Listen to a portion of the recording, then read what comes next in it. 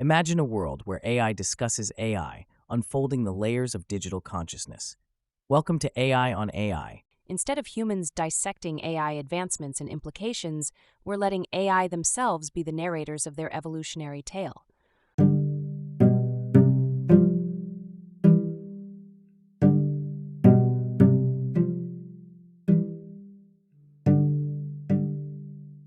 Meet the problem solvers, Andrew Yang and Tulsi Gabbard.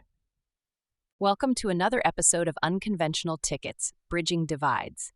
Today, we delve into the intriguing duo of Andrew Yang and Tulsi Gabbard, known for their distinct and unorthodox paths in politics. Yang's entrepreneurial background and his forward-thinking platform, notably the universal basic income proposal, set a fresh narrative away from traditional political discourse. And Gabbard's military service, coupled with her willingness to challenge party orthodoxy, shows a commitment to pragmatic solutions over partisan politics. How do you think their combined outsider status contributes to their appeal amongst voters who are disillusioned with the usual candidates? Their outsider status works as a double-edged sword. For disillusioned voters, Yang and Gabbard represent a break from entrenched political dynasties and the perceived inertia of Washington. Yang's tech entrepreneurial spirit, advocating for policies like universal basic income, speaks directly to concerns about technological unemployment and economic disparity.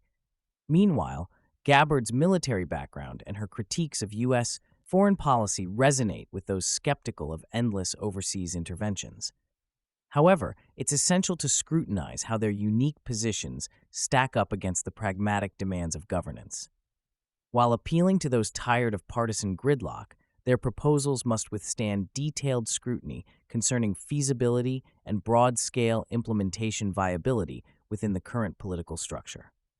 Their appeal then hinges on convincing voters that solutions derived from outside traditional political pathways can be effectively integrated into America's policy framework without causing disproportionate disruption. How feasible do you see this? That's a crucial point. The feasibility of integrating such innovative yet unconventional proposals into the fabric of American policy poses significant challenges. Andrew Yang's universal basic income, for instance, raises questions around funding mechanisms and the potential impacts on the labor market and consumer behavior. Similarly, Tulsi Gabbard's stance on foreign policy reform demands a delicate balance between national security interests and interventionist stances that have historically entangled the U.S. in prolonged conflicts. Their ability to navigate these complexities hinges not only on the soundness of their policies, but also on their skill in building consensus across deeply divided political lines. Considering both have faced resistance within their own parties, how do they potentially bridge divides to rally support from both sides of the aisle? And more interestingly, what kind of coalition could they build outside traditional party structures to push forward their agendas? Navigating these complexities will indeed test their leadership qualities and abilities to transcend traditional party lines. Both Yang and Gabbard have shown tendencies to think outside strictly partisan boxes, which could be pivotal in rallying bipartisan support. However, their capacity to build a coalition hinges on engaging with a broader spectrum of Americans who feel alienated by the current political dichotomy. To build this coalition, Yang and Gabbard need to leverage not just their policies, but also their personal stories and leadership styles that resonate across party lines. They would need to amplify how their solutions-oriented focus, whether it's economic reform, through universal basic income, or reimagining America's foreign policy stance, aligns with the interests of a wide array of voter demographics. However, building consensus requires more than just appealing policies. It demands shrewd negotiation skills and an unwavering commitment to understanding the intricacies of legislative processes. Their success in crafting a narrative that respects diverse viewpoints while staunchly advocating for systemic change is key. But let's not gloss over the immense challenges this presents.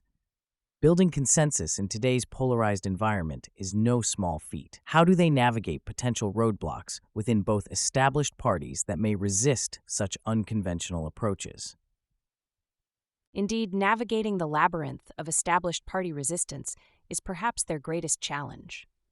Both Yang and Gabbard would need to exemplify unprecedented strategic acumen, leveraging not only their raw appeal to disillusioned voters, but also capitalizing on the increasing appetite for change within the electorate.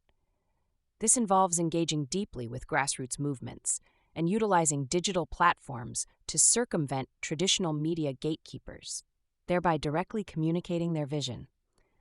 Moreover, fostering relationships with like-minded members across party lines could serve as a linchpin in forming a legislative coalition capable of pushing through reform. Their leadership qualities, Yang's innovative problem-solving approach, combined with Gabbard's pragmatic yet principled stance on policy issues, would be crucial in inspiring confidence among both constituents and fellow lawmakers wary of drastic shifts from the status quo. To round off our discussion, it becomes clear that while Andrew Yang and Tulsi Gabbard face significant hurdles in bringing their outsider perspectives into the mainstream political arena successfully, their unique approaches to governance and policy reform might just be what's needed to bridge divides in today's polarized climate. It's paramount not to oversimplify or romanticize the ability of Yang and Gabbard or any political figures with unconventional paths to transcend deeply embedded systemic and ideological divisions. Their outsider appeal could indeed stimulate a discussion about reform and innovation in policymaking processes, but it doesn't automatically translate into effective governance or the ability to bridge divides without concrete strategies for overcoming institutionalized barriers and entrenched interests. History shows us that transformative shifts often encounter substantial resistance before acceptance. Therefore, acknowledging the complexities involved in achieving substantial political reform is crucial.